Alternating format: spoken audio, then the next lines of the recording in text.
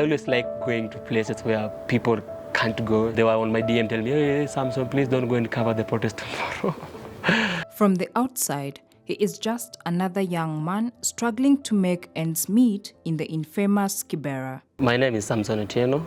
I'm a freelance photojournalist and documentary photographer.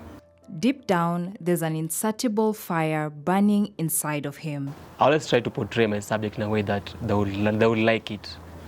Like in a way that it will not like make him like be in a sad situation. I always try like to make my images to be positive about the subject I'm photographing. Kibera is known for its harsh living conditions and negative reputation. Samson is fighting to change this narrative. I was seeing a lot of stories about Kibera, and all of them were like a negative side of Kibera.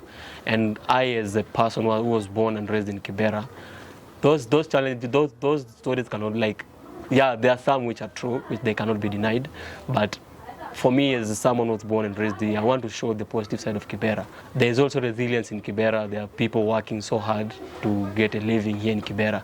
So that was the thing I wanted to focus on about Kibera. Discovering documentary photography was his golden ticket to the industry. I came across a friend's work, Samson Otieno. He's a documentary photographer, and I saw his work, how he captures the images, how he tells the stories, and I said, yeah, this is what I want now do also. Now I'm able to support some of my families, like my siblings, paying fees for them. So I'll say that that's an achievement for me. As a documentary photographer, he faces a unique set of challenges in his day-to-day. Maybe you'll find like there are some people who don't want to be photographed. Some will want to be paid for you to photograph them, and you are telling their own stories. Sometimes documenting stories that maybe might affect your mental health or you as a person. So I think as a photographer, we usually risk a lot. We usually risk our life, our sanity and everything to go and capture the stories to bring to show to the people. Despite these obstacles, his spirit remains undeterred and his stories unbounded. Some of my work has been exhibited in New York, in Italy, in Germany. I'm also contributing one of the international media houses, the Associated Press. And some of my work has been published in the Dutch Spiegel, Time magazine, and Guardian.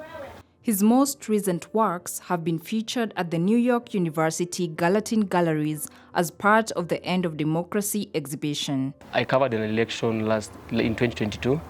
So some of the images from election are being exhibited, and some from the recent protests that happened in Kenya about the Gen Z who are protesting in Kenya about the good governance in the country.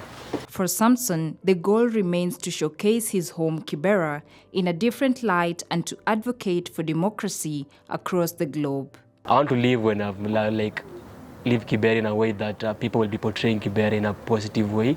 That when you go somewhere, you'll be proud saying, I'm coming from Kibera. So I think that's the legacy that I want to leave, because a lot of people in Kibera can't go to other places and say that I'm coming from Kibera because of the perception people have about Kibera. So I think that's the legacy that I want to leave. He dreams of a brighter future and hopes to continue making impact with his work both at home and beyond. I believe in myself, and I think there are still great things that I'm going to do. I still believe that I'm going to make impact in my community. To him, hard work and resilience is what makes a great photojournalist. It's not an easy journey, and you have to be patient because it takes time. And another thing I'll also say that you don't give up. If you start photography, don't give up. Just time will come. Just don't give up. Just keep pushing and be humble. That's the most important. Be humble.